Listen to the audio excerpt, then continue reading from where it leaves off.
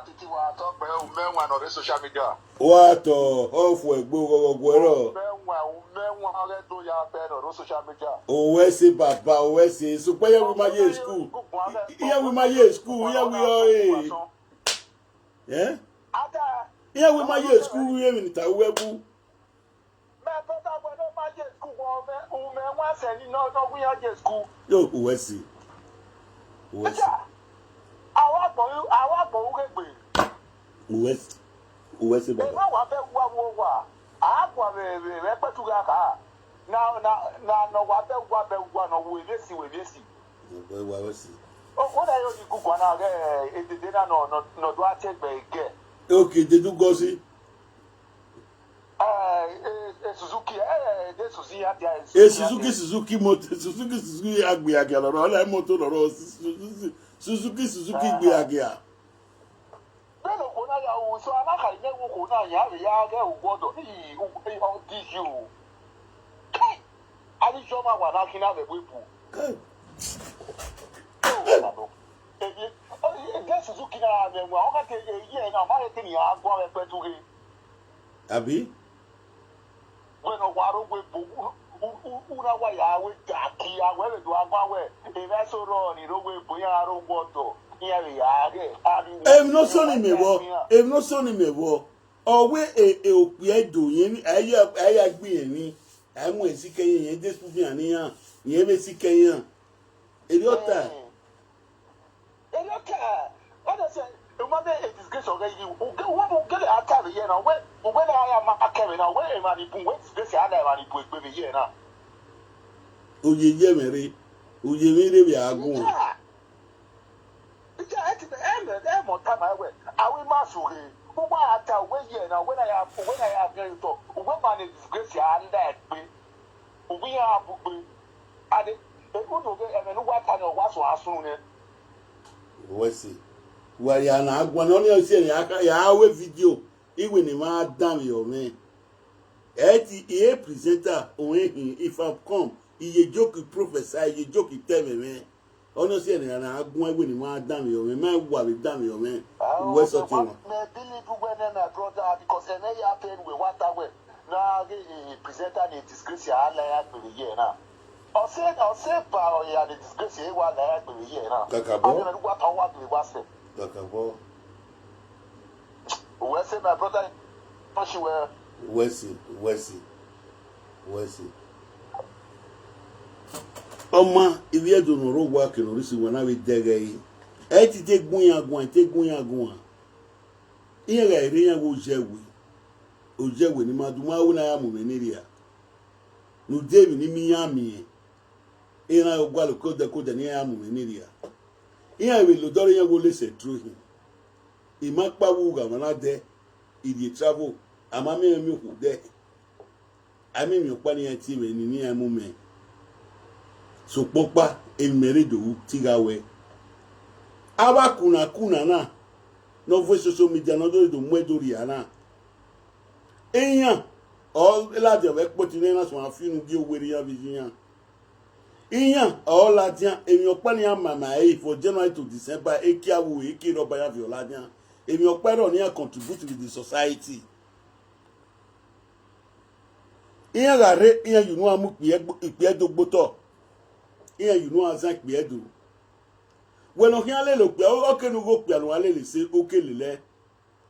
Ogwale ukpo le gbe we ma seze wo ko ya gwale gbo pe ani wa me nu mi o ma kan me. Always sew shoe according to your size. Abi ko na se ko di iye se shoe according to their size. Yan gwale size no se yan. Igo kere ni am ga so re fe la ya gbe yan so avie gbu. Yan so avie. Yan we good soup. Na money na ekpa good soup. Wa ma me Suzuki ni ya. Egbo pe ni o ni wa iko bogo city igwo e. Nyo ya to stop pe ani o. Suzuki to stop pe ani. O no wa igbo pe no ri la wa igbo ma we ni o ma se na. E to me e shop opa no control ni ha.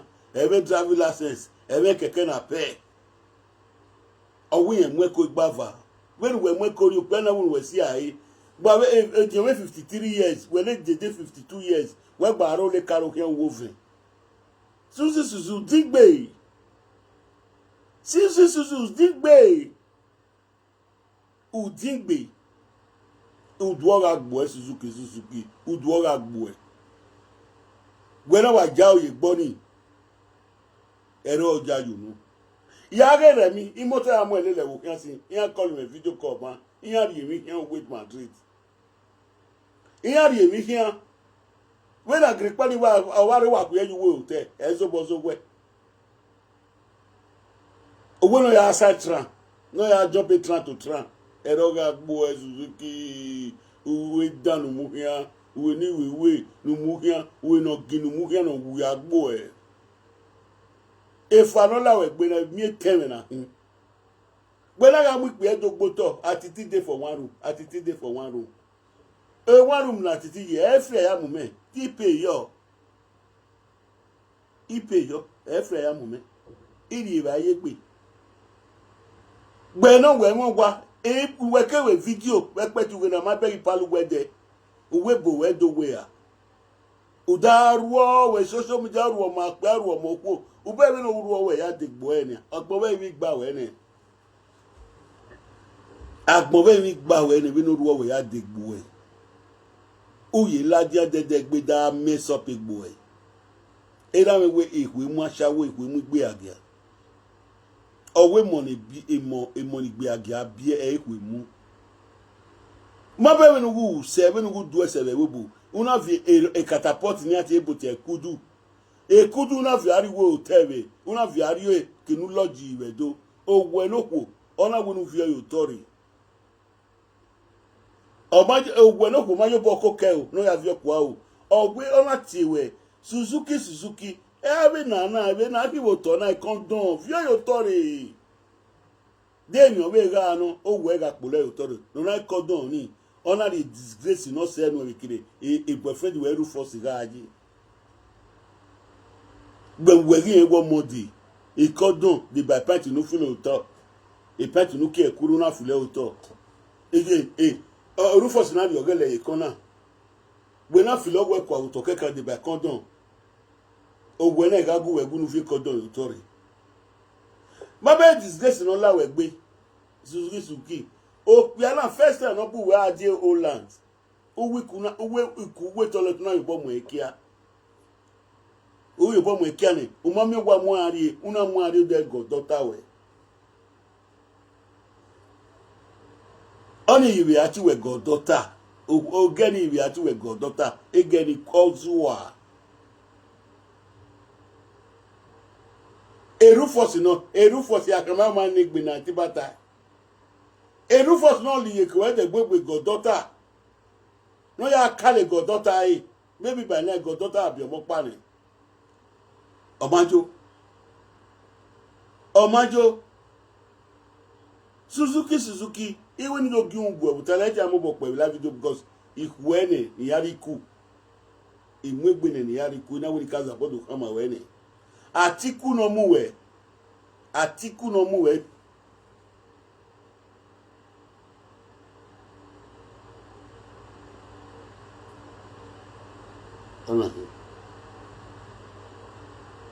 Ana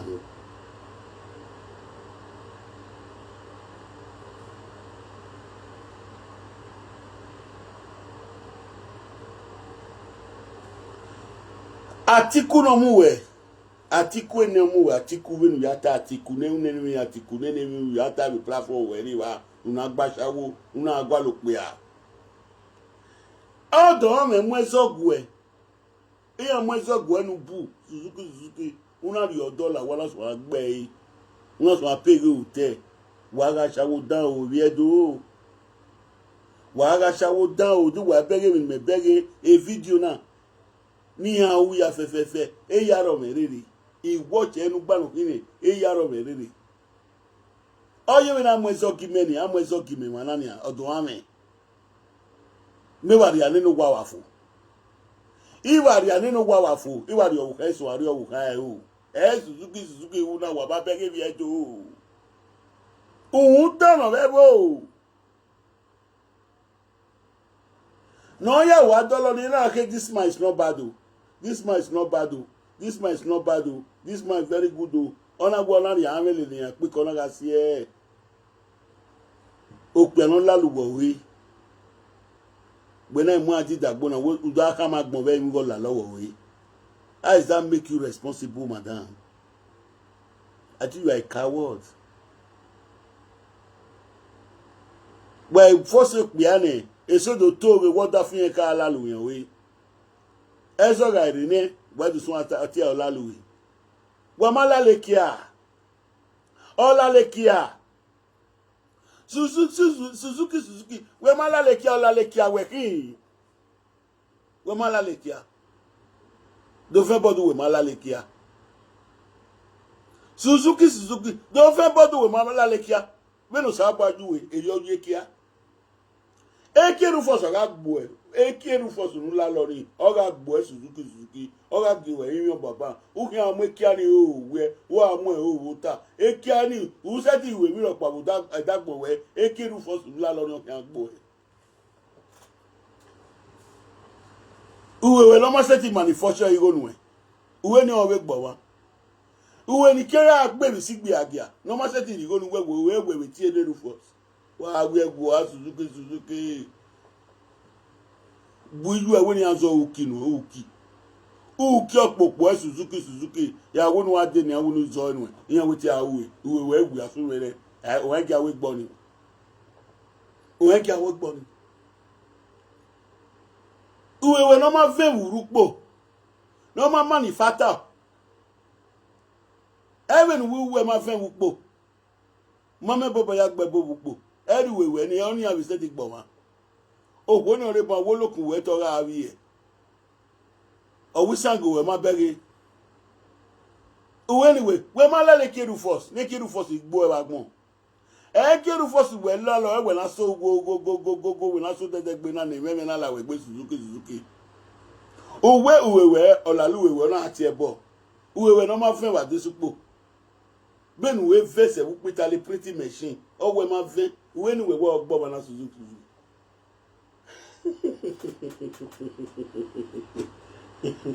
Yo, uwe ni we ogbo ba Suzuki. Abe na ya were. Eh? Hello. Wa go make a video na ide. O we ni inu go tu. Yakpa ban. At least 12 yakpa. 12 ba. At least 2 o'clock, 1 hour is okay. It's a good job. Arewa networking na ma winner. O ma se ti gun. O ti Suzuki ogbonu ogbuwo nu na nu na ma se ti gun pẹ̀lú wa we gun. Ogbonu ogbuwo nu na nu ma se ti gun pẹ̀lú wa we gun. You are not a man enough. O de gbere. Ni meta ban so na e. Ni meta ban so na o de gbere. Ogbonu ma gbo nu. Ogbonu ma gbo nu. O ma si wa nu de. Hello? I say waiting. I say waiting.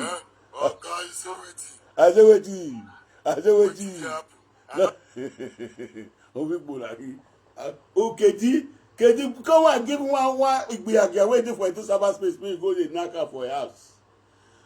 Come and give one igbiage where they call gossip mama. Come and give one igbiage where they call gossip mama. Me go the knocker for your house. Go they pay hotel bill for you. You go to pay hotel for you, go to pay, give you for the money. So far, me sabi leak. You go, me sabi leak. Suzuki. Uwe wene, erufos lalo. Bono $1 luwe. Uwe una no $1 luwe. Uwe rena wiya lalo we. Ona giliswa lalo we. Una we la lekia. Do we mala leke rufos. Wala lekiru force, ekiru force of ya gbo e. Uwe we no ma fen upo. O ma me bobo ya gbo gbenu gbigbe ajeso bejo we ma fen. Gbenu gbese vitali we ma fen. Gbenu gbese vi Germany. O ma se ti manufacture ego la dian. Uwe ni we wo gbo ma na Suzy. Fun enu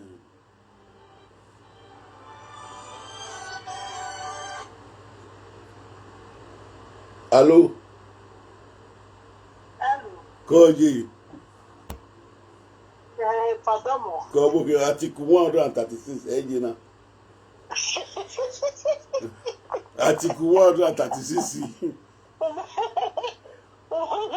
Mas Suzy, mas você Ah oui, a sentença, papa, a sentença, papa. E sentença bien. E sentença. A quoi sentença, e sentença.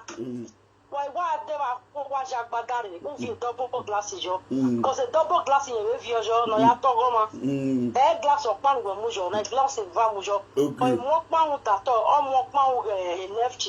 And they are what to Jack Bagana. Okay. Emma sentence okay. Egani Mafia and Wako Mafia Rane. Ega no Yato. Ega no Yato, Aqua Mafia. Okay. Because you want no go so what you pay for or what you going no kekeni. Or had a bit more bagua. When Mabu Goma. Oh, he had your effort. Then no get a gallon no get your doors at Tissy Bay. Edmund no get Edmund no get make bay me done. Oh, when we are we are here, we know Mokoria. Cow, a money cow, or I'm walking a mujoto. And I saw her now when I go here, was yet back in the I'm a rat, I am here when he had Guajoma. Sissing a Guajoma, on me, or get inside. Get inside, never get inside, never lay, I'm not going to get a weapon, or not going to get a woman. I'll be going now. Yes, and I'll follow for Jean who will live with you. Oh, how many? Oh, wow, Valesian, Sissy, I respected me. Oh, honorate me, I panorate me, I move for and receive me again. I want when it be again, one lava, and I want for social media, especially I read it in a row. Yamahia, Giannia, Yamahia left and right or Yania low. Yamokakan or Bromante, if you carry Buiante. On a master, but visual, what visual. I will walk on and no means several one or Guarania. You get your lally away, and your money away, or one get la, or you know any no way, or you know any no way. What do you want to prove? Don't want to prove it, man. Don't want to say, where did your fear and who did a potopotone? Who figure out the bubble and do no way now? Now the bubble, another walk, a walk up in my moon, if I want a copy in my moon, you go here. Yeah, the copy. Oh, yeah, exactly. Yeah, no, you level can that one. What did you put a bottle of it? Whether every disgrace, now, man, you will like it just then. When you had the great cow, Wortoworto, or where poor the motion than in Ravia, when you are missing your body rock. What is he trying to say? Don't one way, what would be why? I am a camera, I can already. If women was walking upon Uja will push his spectre by. When I don't away, Ebola have ye, you know, where they go. A most of the Ladia no Mazuo. I will Nico. In that we are a poor. Well, feed you, but now, if you don't know, yeah, they go to women might want to analyze. We must want to analyze. We must make it that day.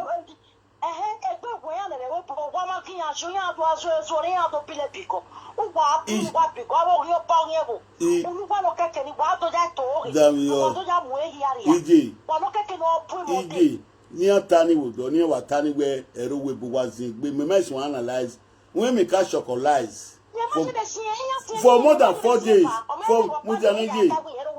More than 4 days, we catch chocolates because we in that you are your boy being. Or what no, I mean, catch chocolates for 4 days. Can know the idea me ya pick now, can know the idea me ya pick.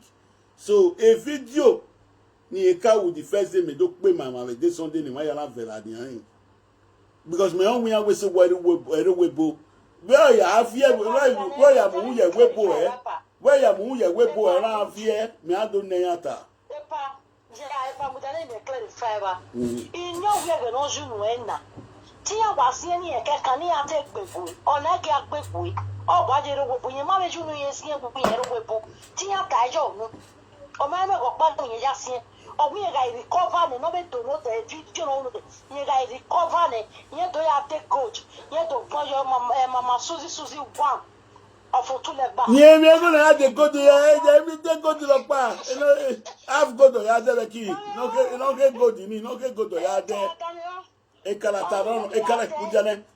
taron ro no ya no get go to ni o ba viru pada we go juna o viru pada o we go juna o we do gbojo gwe mama Suzy one igbe age one o sesege asawo one o sesege yen do gbojo yen do lawo yen do ale different country here even wa atala wa eta de be no ale le different country de be no ale le e ba ya ko ya de celebrate ye ma ka ko ya de celebrate ye gba do ri certificate because ni ka o ni oja do o we ba ya ri certificate and I want me go we ya the certificate to ije na Atiti ka tile le bo na ye me go ni ya ko ke bla boy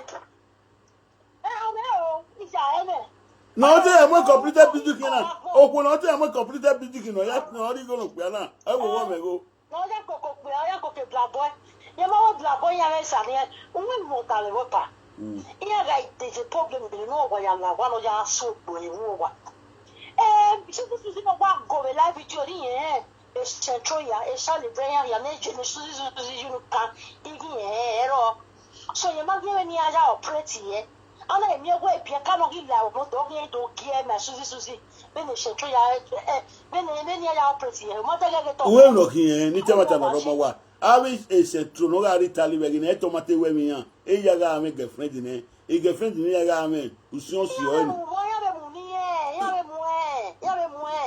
iya mo wa sakaje ke we ma mi egbe we tap picture o wa do pa we aja egbe ona wa gbe ya de celebrate we saka igbe aga ni o wa lu echi gan o si ta to wa ke ya ri agbe ya wa kwere igbe aga no odo no bi ya bi ra be spin o abadan no ni oni ma wo ri ma odo ni ona mo o da fo ni ro na ke la video ona vieti o da fo ni ro na pinya ama mi no me Suzy ni mala wa o po na de ra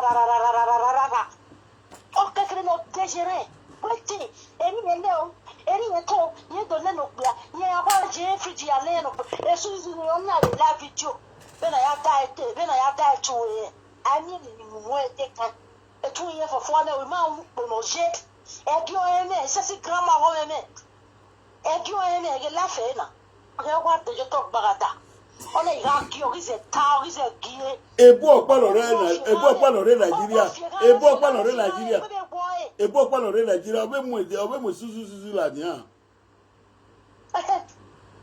okay ya yo ja America ke ya no agboya ba ke bo no wa ta do ke wa ko le ju we ya ta mi no gbe le Suzy e fa no wa Suzy no wa no ma wa ni kere ya ta mi ta do ya fi ama mi no kala di mi na ja ama mi no kala di all and lad ni agbata ta bo ile we uti yo about this year go iwe bi na bo what of course we have emi no ri sono mese ye o yala ma to se Suzy abua ama to se o emi no se no opiala na we ni ege bi no se o when we no ya ruo with live video 4 years ago muja we no ya ruo 4 years ago imi ni dakiu ayo boy gbi yen ni o wa to mi kwe fa mu ni Italy o we ti mate like ikuri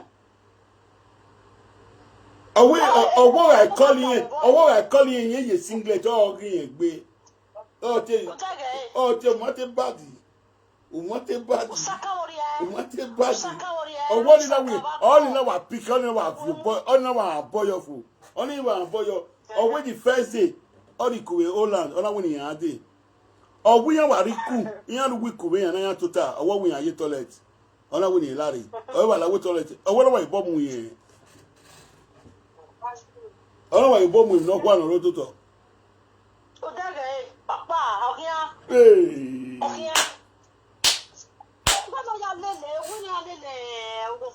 oh we is equal hotel because he could Holland the hotel yana fun e beje goddaughter yan gari o we goddaughter la lo to kekan o we le Suzuki ya o we le Suzuki ya so e goddaughter na yo we pe beli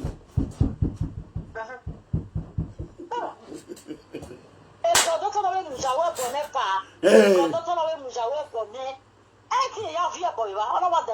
gbe ma no si onyi me dano gwe oya bi aso Nigeria ori wa ro wa obi ye wete obi ye egun egbe la wa wi e se no ya fi condom na yo wa le ope na je gbesin gbe opo dan care. I Bona Ikuma, not here. Ikuna, Jeremy, I feel $3 fee. Oh, I'll tell you, the Fidoreva. The Fidoreva, $3, $1 off here, Papino. Off here, Papino, $3 fee, Papino. When I give you the video, enough you go when I will so Borawa. Okay, the Guia. Okay, I did go to Nane. Okay, yeah, the Godia. Oh, yeah, that tight in Nane. Okay, go yata. Okay, what the Guia Gua, who they will cure for $1 million. In Batania, one by Bate Godino, we ask a titoya. And Tania, when you go near Jamutbia, when you go near Betatuakena, when you go near Jawa, I am packing Kakani body now, when you go no Yam Pagina, or have with $1 million. Uwe miamia we wona we Suzuki kama we me bate go dia. Uwe miamia Suzuki we me bate go dia. Uwe miamia. Ela wona mu bate go dia mu ne 24 bit. Ne 24 bit ya Vivian la webu. Iya no wale ti topo do we ni agbeba. Ba wo ruo na wo fia nya gbe no gbo tukura. Eya wa gbo re ba ti toki. Ya gbo fia ya gbegbe.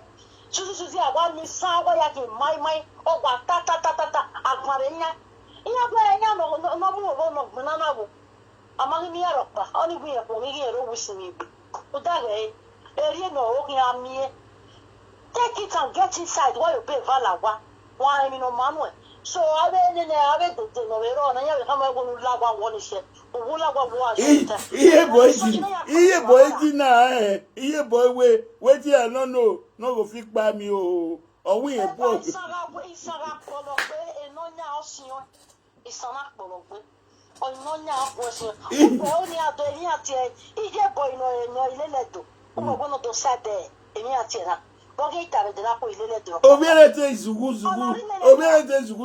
ye me pressure e obiere re we ye do buye ba ni na e kere ma woni do buye ba e only now, I know. He said that only now, I know. But when we are here, what any man I got any man I got here, a big walking here, a doctor to recommend any when you are here, any water,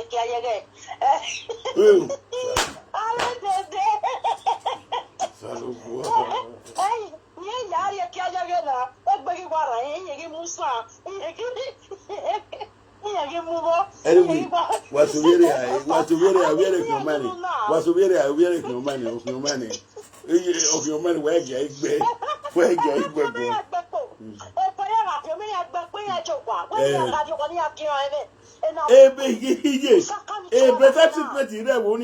better treatment in Nigeria we're getting.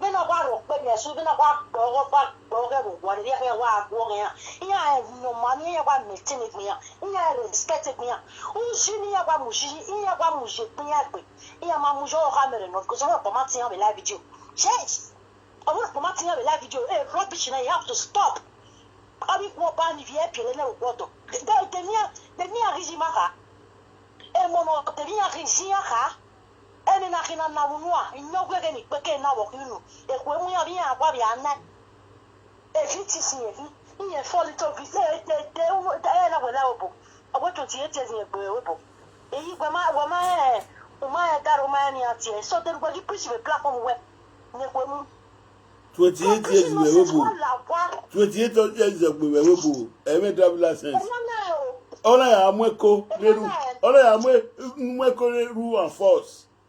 Okay, we are bien. Igba va mo ko le ru en force. Okay. We mo ko le ru en force ni ni. We mu je we me ta.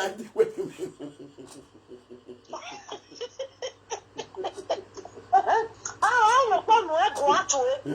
Yo pa go ato go ma ki ba le ko to re no ma je no mi ma go ya. Iye la fi gbe te iye la ayi ru for ru en force. Iye la ayi ru. Ge ni je ga ayi ru en force.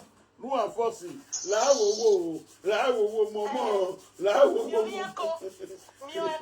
La mieko, Rua Fossi, mieko, Rua Fossi, oh, we are man, mieko.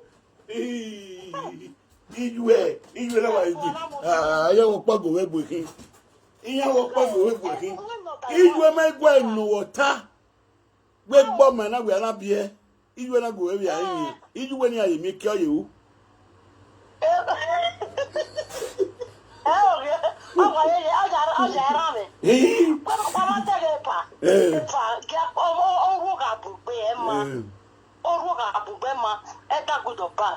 Whether go back a joa, or we are hill, or sure, here we know it was saying over here. Understand? Ewe madam ni ewe no ga kwani wa hia tie ni uwe no ga kwani madam ni re Italy or is UK ono ga kwani madam pass u ta very o Hey madam pass when me ga Suzy tu ba ni joa o we block here na hill ni ati na hill o ri jo keke de o ri ja so ono ya ma o ri je o wi je na hill o wa ni je bo je ke e de o hu we o ami hu we ja ko me kia do avano social media do mo ma gboto I went to work bush inspector no Africa what to work lele egmi na I can't take it only my wife oh wa ameni o wa pojo a o na mi o ja ide gbe o bo to ta kin ya bodo I work bush inspector I went to the igbo bi wa o we de o wo ma de gbe lari ani baka bo ogba ese o wa gbe ese be no ba pupo wa san we la ti aba oni egi mi o jari e we bo eri o wa ika me na we faga la egbe Ọlọ́run ti bàjẹ́ na we faga la egbe elekere e fa na mo ti o ja se wo ya sagbaga be ni e bi se ko ga go ri o da be ri yen mi hu meki un giye gone iwe 5 video no yo serious one ja o ma we ya go se weekend o ma we oh yeah yes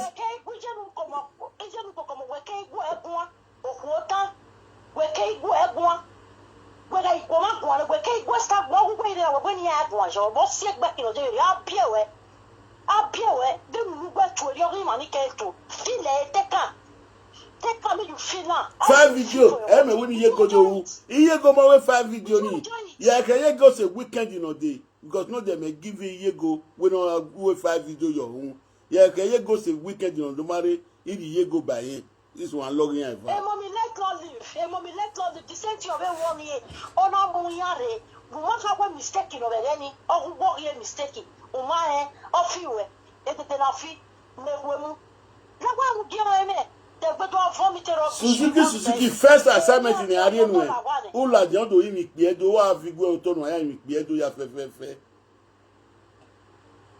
first assignment ni won aya ladian odo fi gwe oto odo imi pe edo ya fe wa ke wa pa o imi ku edo nuku lo wodo de lelu ya gbekwa nuku gbekwa le da fi gu ya we gbekwa wa we pay yo because owu si get da ki agbon na ke ya fo eke dakiri eke rufoso kan gbo e since we yasene we ga fule daki o se le rufos eke ana fu we yunu eke ana ja we yunu guba ma ti we ti e we meni toro we pa yen aravi o wi aravi ne wo wa toro wo wa ta we pa yen ya ja de necklace ni e do mojo mama Suzy David yegi mi saje kiani ihe ga gwale damio ihe ga gwale saje kiru fos gan yegi mi ihe ga zo gbe ihe ga mo ekiru fos ihe ga o yan oni ememe ni mai no ememe no la yan gbe ni hina ini go ze ye mo be pisili agbumusigo go porri na agbe kuma no ruwa be pisili agbumusigo you go no spend in the gym ini go ye zero ma ke o eme ona do ye ma wa madan cash ni spend ni gwe di this ni erufo oja asade rufosi uzu abagbo teknology asaje kia ne kwemu como get inside nu ke ko ya mu e agbogbo ti ye gbon mi no ta e la pa la wawa e te ju vie o ko bo be tu no gba ne komere o gba vomit rubbish igwo ni ponu pio e wodore nu ya pejo On est d'accord, il est d'accord, et d'accord, mais pas faux.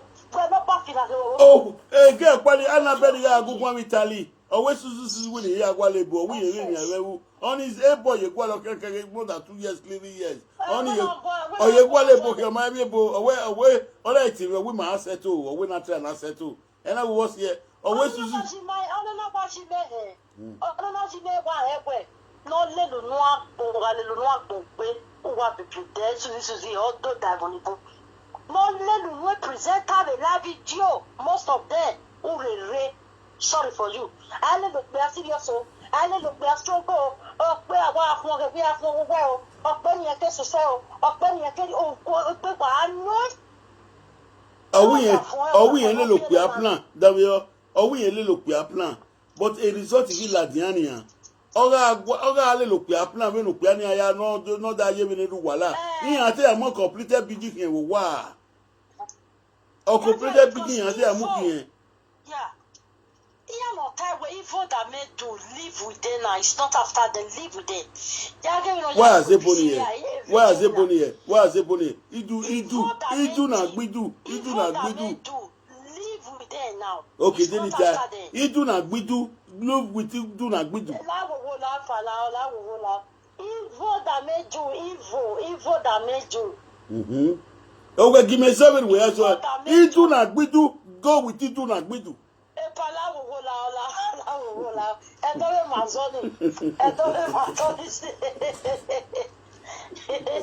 Even that men don't live with them. It's not after them now. After them. Now it's living with them. Yage video no ya pisilia kore yage yang gela dene. Ore mi ati ore epi Paris. Monica ni ati Rita ja gbo ba ba.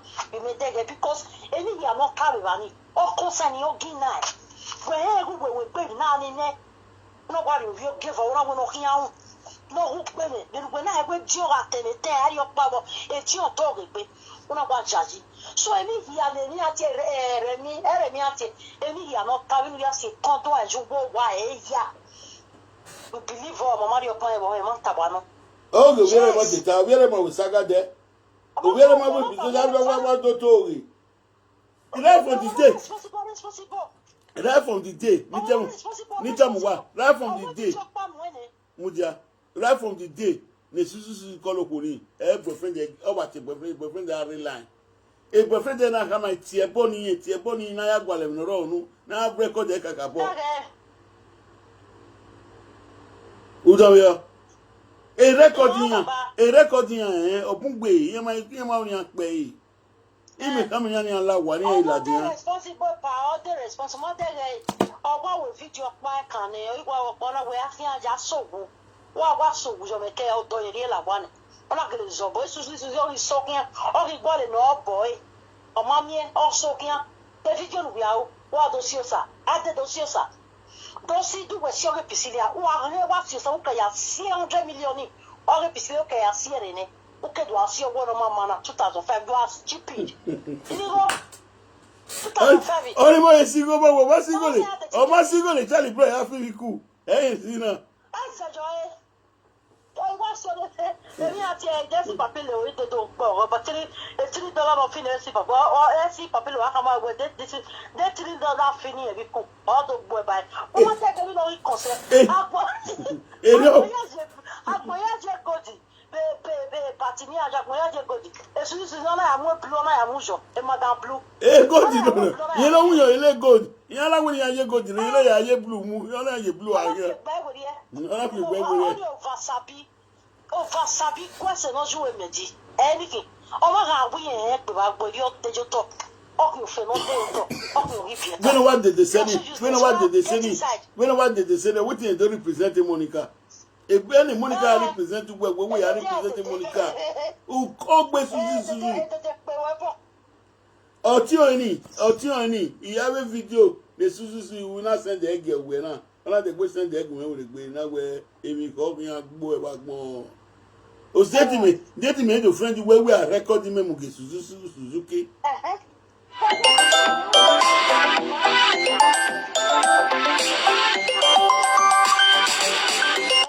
And see happiness yet where. And see happiness yet where, man. Ogo no get responsible. I mean, not from one way. No vlog. All no. Only we're gonna do properly. Not the most, but not the moon way. Everything's on life. You're done. You're rubbish. Also, let me know.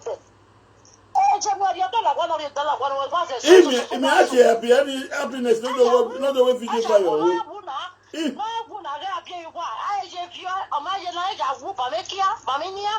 Because of the one of the dinner of the work with the happiness is the way video by your own. Okay. That's the happiness if you have finished, man. Not the way video by your own, no making us so woo. If you don't know working on this way, at all. One week that didn't even allow me. Suzuki now goes mama. 4 days will be 5 days ago. Ogbobo, Bunuga no me. O devil. E Suzuki. O we ain't war mila, but on a man or resell mila. O we ain't war mila, on a man or also is all mila. E Suzuki.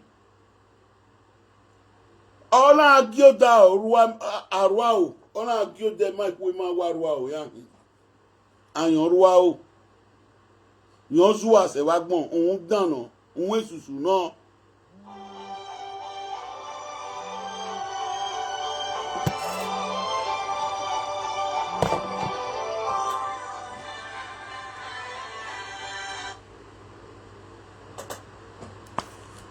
Hello G. Sorry, why is it your party? Lago. That then you can Nigeria in your eye.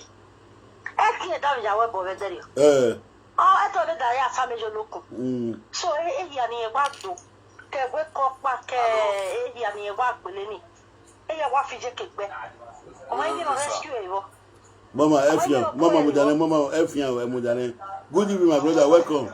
Good evening, sir. How are you, sir? I'm fine, sir. Everything is fine. Everything is okay. I'm okay. Are you? Okay, sir. Are you? I'm fine, sir. I'm fine. I see you. I say I should come and watch your program. Your program is very good. It's very good. You are welcome. Yeah, me, I like what you speak. Thank you. God bless you. Me, I enjoying it. You are enjoying it. Me, I enjoying it very, very, very well. That's good. That's good. Very good.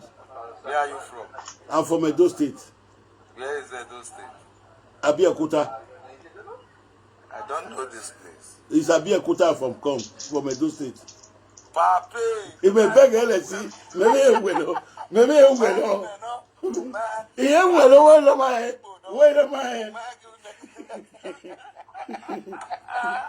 Why am I with Papi? Papi, why will all that? Oh, I'm with you. Alpha. Hey, Mama, continue that. Hey, Mama, go here. You went here. And I why I did first 6 months ago, before months ago, I was in a boy. Or maybe I was just a day about. And we will buy and I want. Hey, you want to get to Suzy. I walk on my warrior, body. I walk on my warrior. Oh, I'm a dead better than a share, they bet. One about the show. Oh, we are that we are so. You can't have we are there. They cannot be a palace will not be a Torino. We have Guezo. A palace will not be a Torino. Honor me and I are Guezo. In a hammer, where go on Swaloma or nobody. A person here. As you know, pass. Check, go by to Momotion. A queen of Greggy will be over. All the other now where. Why me not? Why the so much will want to call it in the way but. But the Niger can like that. You got in your piano. You got in your piano. I cannot hear you. One is it could be the arena. We saw one in a bar. Those you saw. No, Sago, those Samusi. Oh, where you were a guerra. All the rubber mueri. Don't ever say that whether they made a mistake in it. You are well with one soon. Oh, somebody give my ego say, it's telling you what you give my say no. Why would you get the white bit? Oh, what follow ye, piano, water, and we were over to Wuno Pepo. Oh, I was running about Laurinia. A Pomuka and about Fiji cake book. no give a rescue no be tego te mai yaro no si we no ri we problem nare ero Suzy o ije na ri a oh o mi no go je kwa igate e toto ne corrijo na de ugbolo kenya e toto ne corrijo ri la video ne kwemu igato do gbe koko o do gbe ja o He is someone that you talk to like ya. Is someone that you talk to like. Imana because I'll tell you love and I'll tell you problem in na. E pe ko wa o ku we o we o to o we ma ma gwa lo ma to de we no ya to he be no ya e gwa we agwa wa su ye wa de mo ro to e we yi ku e ti ki ku e o fe le ne na e ti ki ku e no ja so o te ye o pi wo jere o ma ne no gba ma gwe ni ere ni go ne e yo be ka na bu yin jane ibi ne jane go ni mi ro pa Ruto mai ni kia na ina do aso gwe de gbe kwali hi pari o Iya te make it. Iya me re mi de ba no gba te make it. Esusu o ma ko susu ku ma ko ye didi. o ma ki ya ye bo gbe ye ka ma wo wo gbe e mo me na la Eti ni ya te make it for su any time ya take no je. Iya ga take no je is 1,000 after the ticket any. me o mi abo gbe won gbe ko keke gbe Iya wa mi susu wo iya wo iya wa bere mark no fun a o. Iya wo kan to se ri gun wo wi afi o wo kan pe no ma dege wa wo yin ni eru menwo no na ya igba ya ka ri mark ne ni si asago no jo ayo susu ori mark no wa susu ki ori mark no wa again madam muri muja again madam muri yan we to wa ya benyan ma again team mark ni ye again team 5 days ago we mark no ke ma video camera wa me no we popopo owo to wa ri mark ni ni owo yen mi go se wu po ona wa ri mark ni ese u anyway say owe to say owe again ni meji mark ma me ohun dana no iya we ni owe iya we ni o se ru gwa o iya we ni o se eri ya wo se ru gwa o ri nwe iya wo kan wo we fi o se ru gwa o abege din no igbe agara we are the represented do igbe agara gogo no le goto oh ida we I do the represent igbe agara ga te wo represented do o we na do represent igbe agara Emi no mu junu ta na because e gwe mu ya ni aga ta ne do ni iye kon mare ro mu ya ne so do ke jo gwa gwa emi e side gwa de bo kwa lo ri ba bi agara kwa lo ba ni ga se o nya do azu yo zuore e ba ikya gwa lo ba ni ko na mu ya e ti gwa do te o bo wa be e a se no to ne do fo no roboto to e kwa ni e de gbe ka gbe roboto o gba roboto Wortoworto ni jo we boni ojeje o we boni ni ma si idere de mo ta wo Wortoworto o ma ije ni ya do pe video ni ya wa pe first video no wu ni ya do pe ma ya do pe wa ko e we se de na le pe pa pe video ni no shi ya zero no mi ya ibo boero because ya fiega de lo ko ni ka lo ko ni ta me ya fiege Uwe ni aga itejuloma ni do agole ni ya defend ni do agbe defense do agole ni ya dia ai de kan wala dia ai de no ni gwa hin o very first day wala jama do temata wala ama pa later okay we see Nika do saja yo bukian ibegi we wani itia oni call we kene dia di maseti call we la adu na mi bo wa ko di chat ti me ni ku we gun otemo ki oso o ki se di da teme we dagbo so try no teme wa ko di chadu saja ye beri we ba ni na try no teme wa ko ni gu egun wa ro wa teme o ni gu egun la o se da teme we dagbo I'm too big for that thing ya gbe ida agun gu we dagbo e no gba yan wo mo na ti ogo ma ni agi ni mere ho so that's the policy teme wa ko la wo baba ojú ami ni bi ke la gu egun so if you don't know what can only see why ya to me na gbon ama wa ya gbe wa yo pa o ori manu wa ye va o ori manu wa happy weekend once again everyone o wa ya to ebi no ma ga la wa gi o wa o se dano you no ri ama no you no si oro yo ma gbe eri si ko wa o gbe eri si ko wa wota o ma we na Suzuki iye na ugozi mama ugozi mama na okeria gede gbeno wewo ehwo na onwe susu no no wama ọpẹ́ ní kẹta mú wà má yáyí wàyà gba ẹnẹnìyàn a disgrace la ẹgbẹ́ ní ifá la ẹgbẹ́ ní òwe ọlá ẹgbẹ́ ní wọ́tà òkú náà gà làdìyàn ọ̀gá yunú zan pè é dò àná ìmìnàrọ̀ ẹ̀kọ́ náà o àmì ẹ̀wò náà yá gé ẹwọ́ wọn àmì ẹ̀wò náà yá gé ẹ̀dò ẹ̀rọ àgbọ̀n náà wàá gà wí kó náà yá hàn mí gan mi yà they must come back to ẹ̀dọ́ mà ọ̀gá náà gbé 70 years yẹn yìí gbọ́ pè é dò kíá diwa ka wakuwa yegbe egbuwaju nu wakagu yegbuwaju nu wega itene mekinu wajo bodo ni wada agwa lo biedo kian o biedo mu iwe no gwekun ne a abi piano bida mu wayo wani wa se 53 years ni yan me blame wa se 53 years ni when I cross 15 and 0 ku ọmọ mi ni meji mu goju wo ohun ya wa gbe ki ayu ya pa wari ye gudo mu goju ohun wa gbo ina una ja igbe mi na gbo mi anada awe idede iwe no isi kan me kin ga u dede gbe alawe dede no say 50 years na uga de kun ya avio boy ordinators no you can't withdraw from there again. Wa be careful, I will be a kind of dinner, you know, dinner. It was Baba Suzuki now. No, we you go le manopia, no, we just be anopia, Onaga Muaya. One equal to Naga, Wanaga Mo Waria, Wanaga Figu Wale, Wamazet Livanopia. Wayana got so way, Opiama romantic. We are the Evanopia, romantic. Well, no, we're not here. I know romantic. This kind of food will you cook for me, so you cook another day. Opiaga were, Oga were, in your wiley, Opiaga water. Opiaga water. Even I walk dog. Am I you go walk dog? Walk, Gavigan or Yamis or Quavin. Onaga, hey, we do. Keep one or work ya mo Suzuki. Maybe me born and get do service spaces there. Everybody said the same thing. Everybody said the same thing about Suzuki. Imagine women 8 and day.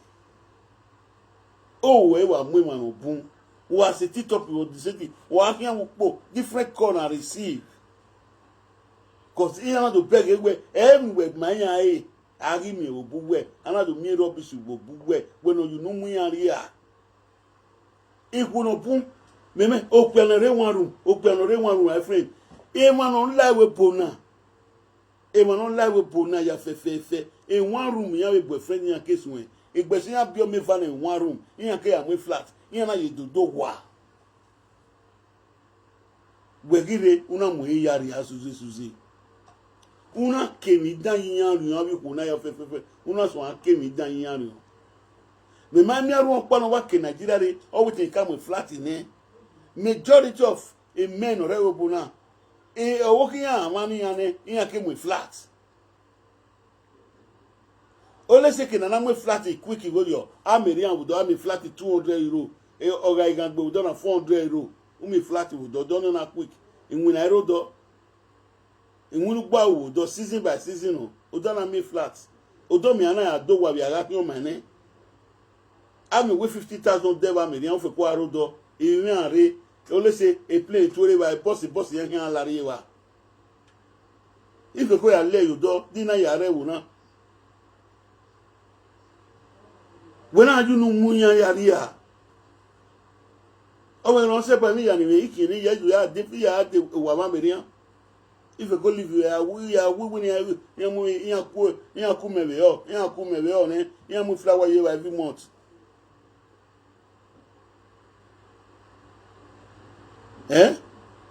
When I got you no with area. In we Gualokiano, Gualopia Dokian, we go where, drive license go where, Imote go where. Been waiting with Kona with 50 years now. 50 when we go 52 years now 55 years who was here yaro le karo here wa bukbo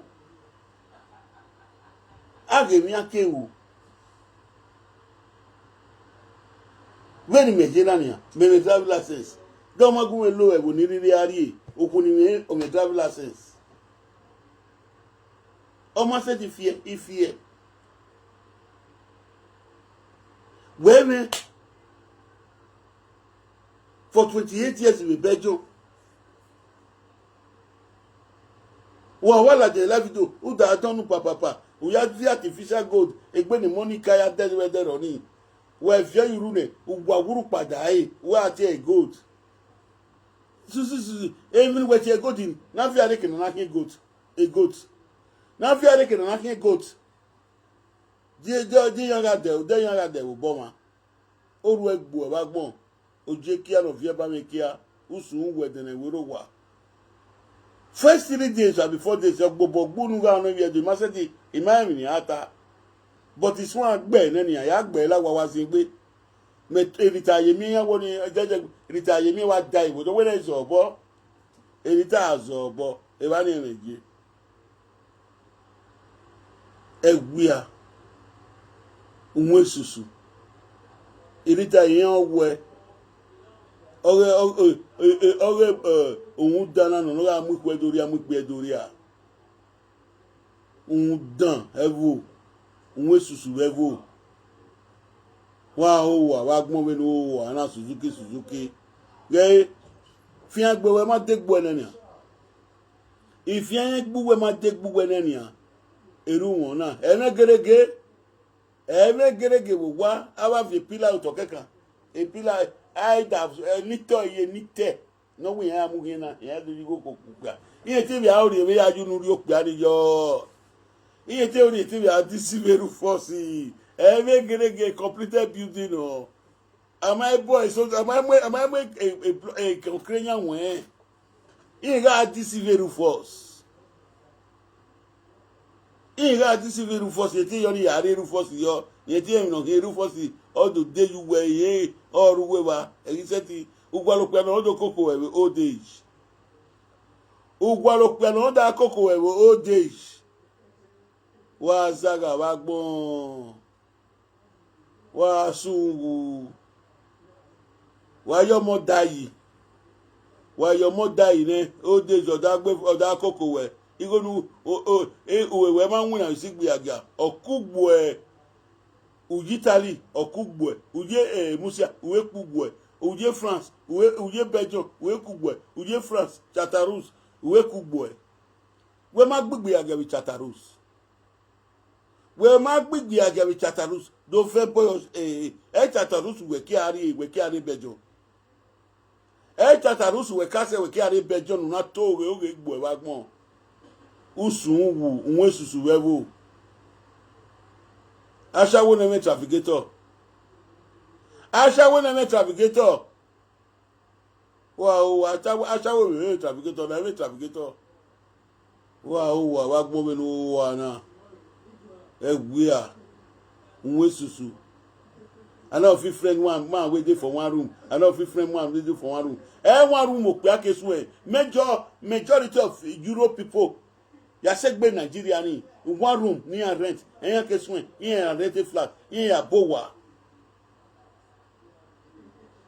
wa gbon usun wu edere woro wa we no we afraid of untouchable mama no we blogger o ma me boge o mu ipalo ge lajan o we video ipalo unu gba we video ipalo we one room we here unugba we video one room we here one room me here na hina me video wo okun mu are balcony okun mu are palo okun mu are kitchen kitchen we ma say we video wo there we no da ruo mic we do ipalu we ma say we video wo there we take bu wo magbon kinebo yi we mi kinebo wo ga fi mototo yi o we look Kirebo of Manchester United. Wo ga fi moto to yo. Ukala we bo ho e. Mo mi mo moto no fi jacuzzi. Gbenere oboro we uda don pepe la video no sun wu Suzuki we are. Wa mi no ma o yunu mweli a. Igo ne sisi zen osagie 200 million. Moya ka misagie we igo no zen na the business of pan we igo na wu. Agari gbigo we oni me 100 million or 200 million na the enemy o kwoni o se na ga. Every month you gba ERE in Nigeria money, ERE 50,000, it will go to and buy pints. Oga solide when oga say, upo agba, imu are dubu, iwe maya enjoy with dubu.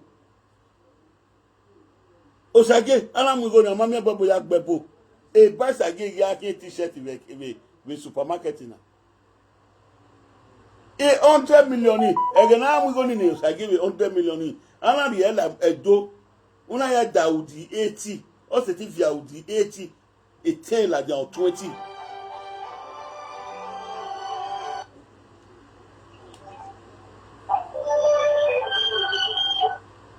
Hello.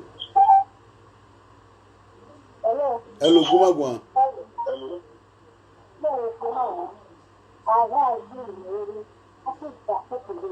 Yem luta sani kotonu yage me.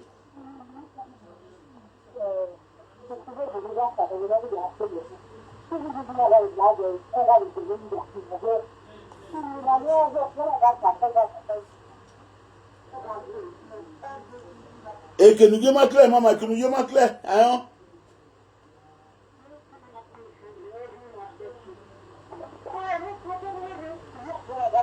On m'a clair faut maintenant on me faut.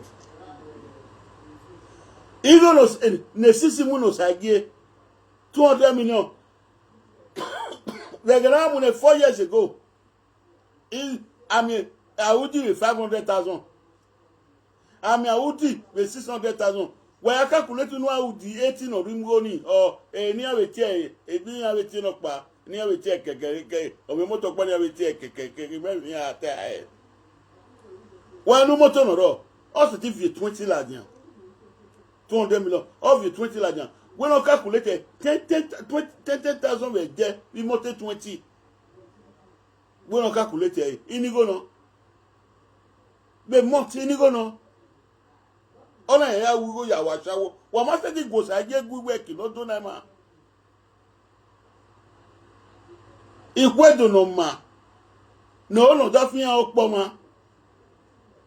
Okay, kele da adenia, o sa gina o bibirere bibi here we street in ya.